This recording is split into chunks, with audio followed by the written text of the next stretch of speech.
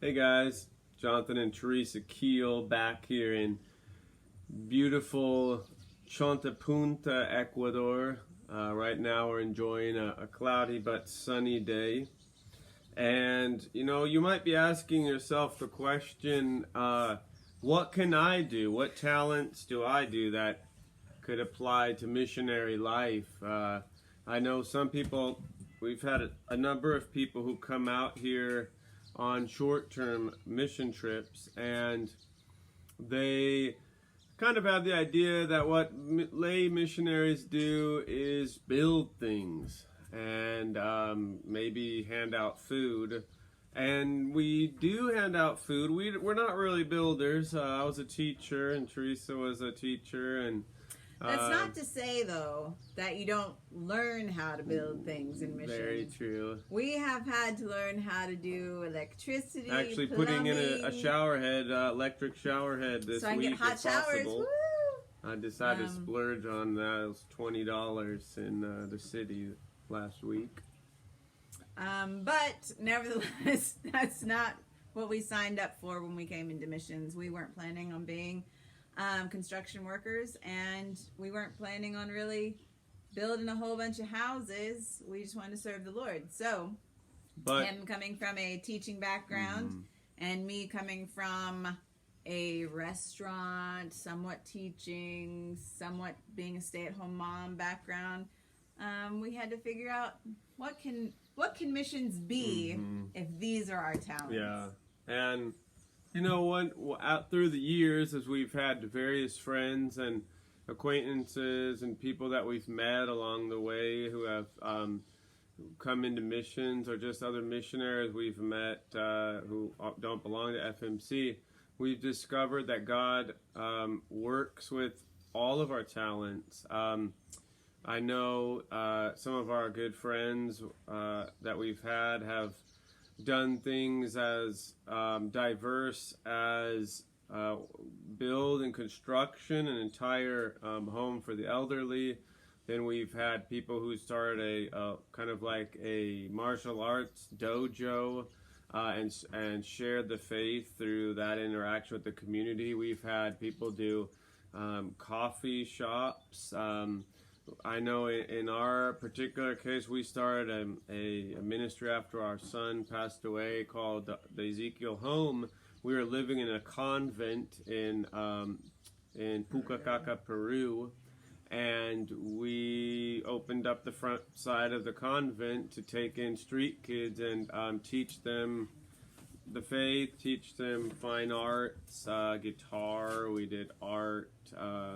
Gosh, we had a number of different things going on. And that's the beauty of this life, is if you're a salesman, God will use that that ability to explain your product. Kind of, I wouldn't say missions is anything like explain a product, but that ability to interact with people on a comfortable level, God will use that. Also, you might be somebody who, works on cars, and you'll come out to missions and find out there's all sorts of people who need help with that, and you're able to incorporate that into what you do in your missionary life. One thing that has really struck us actually since we've been in missions is just how God has used everyone's individual gifts to make the mission work. It's been really, really neat to see. I know of one gentleman right now, a family in Mexico, and he did the rodeo, and he was whatever rodeo people do, he did. Now he has horses in Mexico and works with all the cowboys over in Mexico. Yeehaw. And I just think that is just so cool. Yeah. That you're able to take what you do in the United States and bring it into missions and incorporate it into the local culture. We found that it's been a real big blessing for us. I know we've had art classes. John has taught guitar in missions. We've just been able to use anything and everything that we know, whether it's being hospitable. I worked in a restaurant virtually my entire life. I learned how to be hospitable, to anticipate people's needs, and that was able to play nicely into our missionary work as well. So no matter where you are or what you're doing, God can use it in the mission field. So if you think that what you're doing, I was a teacher, great. We need teachers. We need teachers. If you're really good at arts and crafts, that's awesome. The kids absolutely, they just love it. If you're familiar with construction, you're going to use that. If you are into medicine, be surprised, anything. even if you're like into technology. I remember our third year, we were in Picota, Peru, and we found that there were people who wanted to supply our indigenous or our local communities at that point with laptops and computers, but we needed people who knew how to set that up and do that type of thing. Like really almost anything you could imagine, there is a way to offer that in mission. And I keep thinking of that parable that our Lord tells when he gives the 10 and the 5 and the 1 talent to two of the younger kids are arguing over a toy. They're having a good time. Stop, please. But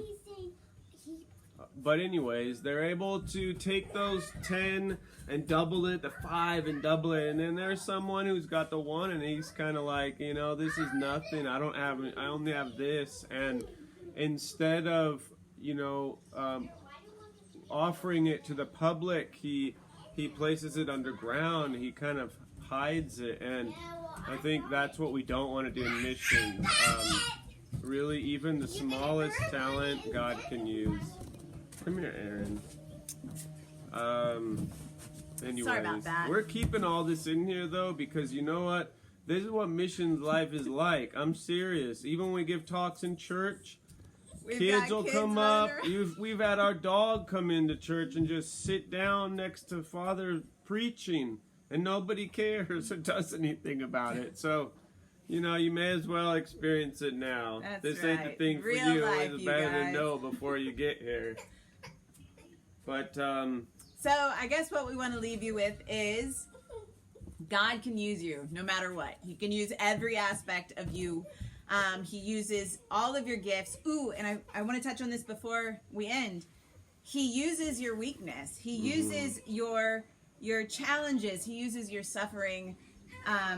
Those are some of your greatest gifts when you come into missions. It is a way to relate to people that makes you real, can make you just somebody that they want to confide in. So if you think that you've had struggles in the past, if you've struggled with sin, even if you have struggled with depression, if life is difficult, or you have had just tragedy upon tragedy, praise God. That is something that people experience every day in missions, and it is a way that makes us real, human, tangible people who can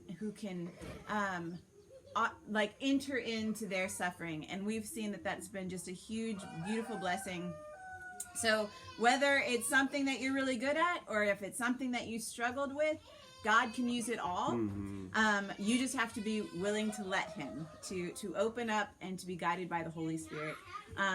So nothing keeps you from being able to do the will of the Lord. Be who you're called to be and set the world on fire. God bless you.